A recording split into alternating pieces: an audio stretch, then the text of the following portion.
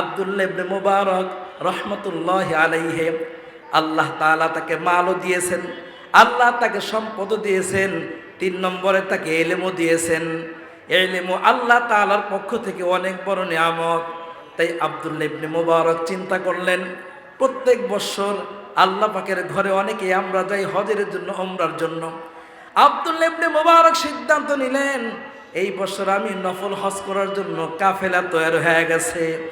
যখন কাফেলা তৈরি হয়ে গেছে, আল্লাহর গোলাম আব্দুল্লাহ ইবনে মুবারক কাফেলা নিয়ে আল্লাহর ঘরে রওনা হয়ে গেছেন।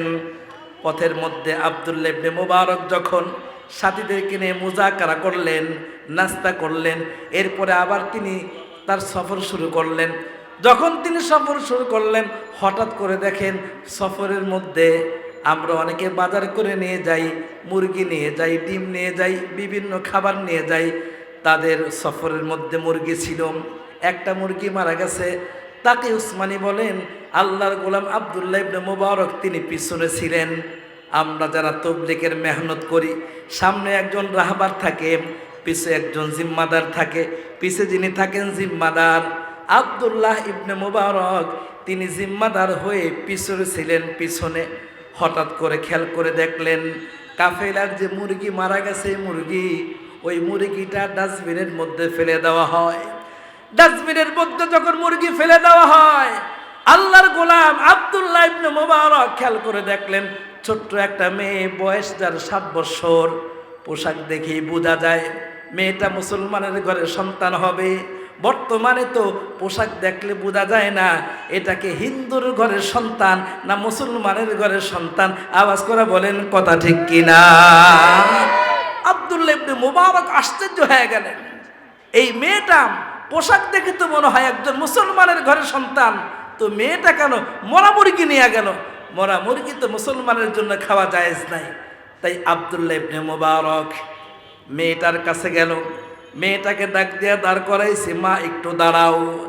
আল্লাহর গোলাম আব্দুল্লাহ ইবনে মুবারক মেয়েটাকে বারবার প্রশ্ন করে, মাগো তোমাকে দেখতে তো মনে হয় তুমি মুসলমান, কারণ মুসলমানের বাচ্চাদের পোশাক দেখলেও চেনা যায় এই যে মুসলমান। ছোট্ট মেয়েটার মাথার মধ্যে কাপড়, সুন্নতি পোশাক দেখে আব্দুল্লাহ ইবনে মুবারকের বুঝতে বাকি নেই মুসলমানের সন্তান। কিন্তু দিলের মধ্যে একটা প্রশ্ন জাগে, মুসলমানের সন্তান যদি হয় তাহলে এই মেয়েটা মরা মুরগি কেন নিয়ে যাবে, একটু জিজ্ঞাসা করে দেখি।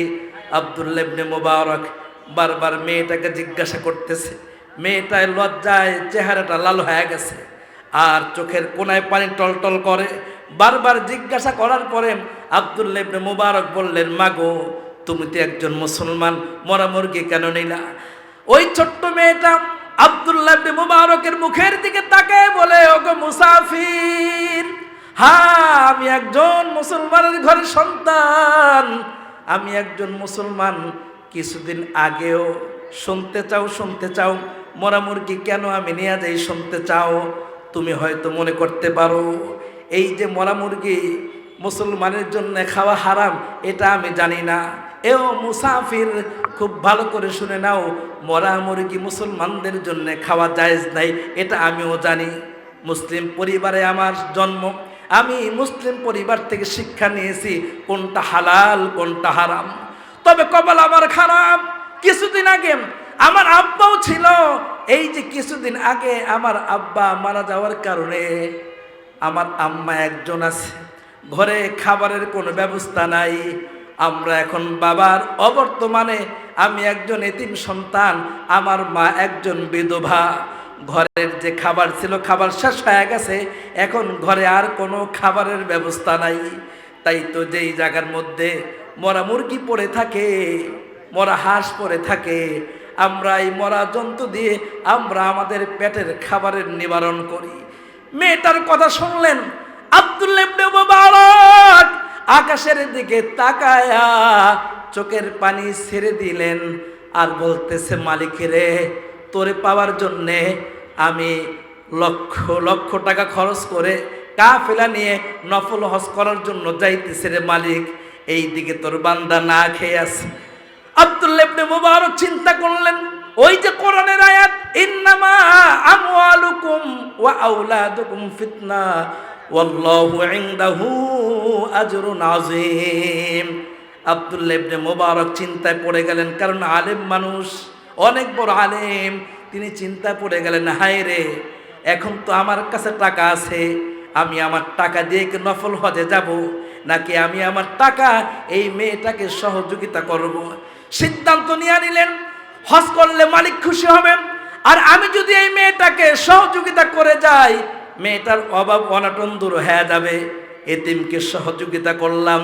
পয়গম্বর আরবি সাল্লাল্লাহু আলাইহি ওয়াসাল্লাম বলেন, দুনিয়ার মানুষেরা বাবা হারাবার বেদনা, মা হারাবার বেদনা কতটুকু কষ্টকর আমি নবী অনেক বেশি বুঝি।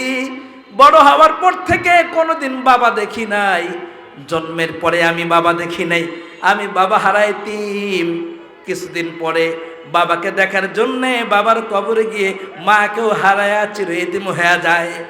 এতিম নবী আপনাকে আমাকে ডাক দিয়া বলেন, মুসলমান ইমানদার, আমাকে তোমরা যারা ভালোবাসো, তোমরা এতিমকে ভালোবাসবা, এতিমের লালন পালন করবা, এতিমের সহযোগিতায় হাত বাড়ায় দিবা।